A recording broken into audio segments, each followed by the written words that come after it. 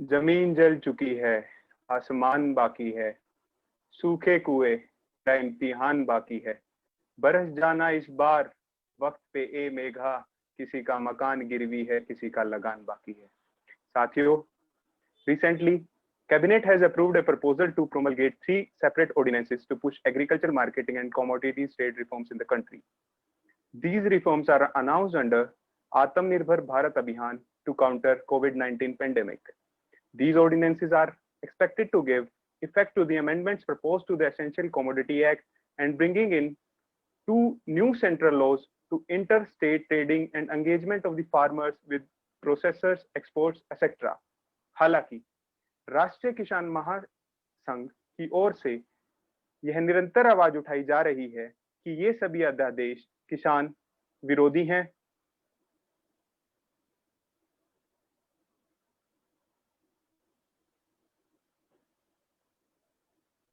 हालांकि राष्ट्रीय किसान महासंघ की ओर से यह निरंतर आवाज उठाई जा रही है कि ये सभी अध्यादेश किसान विरोधी हैं और ये किसान की आय दुगनी न करके उनकी आत्महत्या दुगनी करने का कार्य करेंगे।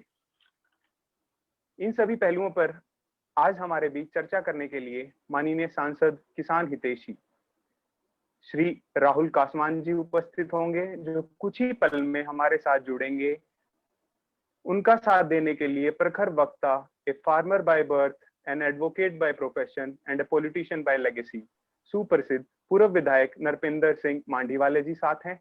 एवं राष्ट्रीय किसान महासंघ की ओर से 2011 में अन्ना आंदोलन में किसानों के मुद्दे पर निरंतर 10 दिन तक आमरण अनशन करने वाले राष्ट्रीय किसान मजदूर महासंघ के राष्ट्रीय अध्यक्ष युवा मोर्चा एवं प्रवक्ता श्री अभिमन्यु कोहाट जी हैं। आप सभी साथियों का मैं अश्विनी बिजारनिया अपने साथी वेदांश पांडे की ओर से अभिनंदन करता हूं एवं धन्यवाद करता हूं। आइए किसान के हितों को ध्यान में रखते हुए इन अध्यादेशों की समीक्षा करते हैं। Over to you Vedansh. Vedansh. हाँ, am I audible? Thank you Ashwini. Thank you so much Ashwini for introducing us to the newly promulgated ordinances by the President of India. मैं आप सबको बताना चाहूंगा कि आज हमारे साथ पूरे देश से बच्चे जुड़ रहे हैं और ऐसे समय में we will make it bilingual, so it makes sense to the students all across India. तो मैं शुरुआत में हमारे जो दोनों चीफ गेस्ट हैं उनका बहुत बहुत मैं स्वागत करता हूं और हम ये आशा करते हैं कि अब से कुछ ही समय में एमपी साहब भी हमको ज्वाइन करेंगे। वो अभी किसी मीटिंग में व्यस्त हैं, हमें ये बताया जा रहा है। तो मेरा पहला सवाल नृपिंदर जी से। नृपिंदर जी, आप अपना वीडियो लें और आप अपना नृपिंदर सर जी आप अपना वीडियो ऑन कर लें। जी सर। हाँ, मेरा वीडियो है और मैं सुन पा रहा हूं। तो सर आपका बहुत बहुत धन्यवाद हमारे कार्यक्रम में आने के लिए। और सर हम जैसा कि हम सब जानते हैं कि आप ना सिर्फ एक किसान हैं, ना सिर्फ एक एक्स एमएलए रह चुके हैं, लेकिन आप एक एडवोकेट भी हैं। और इस समय में आप एक बहुत ही उचित हमारे सामने जानकार हैं जो इस पूरे मुद्दे पर हमारे रोशनी डाल सकते हैं। तो नृपिंदर जी, मैं ये जानना चाहूंगा कि ये जो दोनों ऑर्डिनेंस पास हुए हैं भारत सरकार के द्वारा, ऐसा कहा जा रहा है कि ये किसानों को आत्मनिर्भर बनाने के लिए। So I would like to address my audience saying and I am asking Nripinder ji that these 2 ordinances which have been promulgated by the President of India, they have been touted as making the farmers of this country self-sufficient. तो मैं ये जानना चाहूंगा नृपिंदर जी कि आप हमें बताएं कि किस तरीके से ये जो दोनों ऑर्डिनेंस हैं हमारे देश के किसानों को आत्मनिर्भर बनाएंगे। इसके बारे में आपकी क्या राय है? इस बारे में इंट्रोडक्शन में जो आपने बातें बताई, वेलकम, पर इसमें मेरी अपनी इंडिपेंडेंट राय है और बहुत ज़्यादा मैं स्ट्रांगली इसके फेवर में भी नहीं हूँ। कुछ बातें ऐसी हैं जो सवाल खड़ा करती हैं, पर उसके बावजूद एक बात है कि आज हमारा देश 1955 का देश नहीं है। 2020 में बहुत सारी चीजें जो बदल गई, जिसमें 2 की बजाय जो 3 ऑर्डिनेंसेस की बात आती है, जिसमें एसेंशियल कमोडिटी एक्ट भी आता है, कहीं ना कहीं उसको भी जोड़ के किसानों के बीच में चर्चा हो रही है। तो आज किसान जो अनाज पैदा कर रहा है और सरप्लस अनाज पैदा कर रहा है, उस हालत में उस फार्मर को उसका भाव मिले, ये एक सवाल है।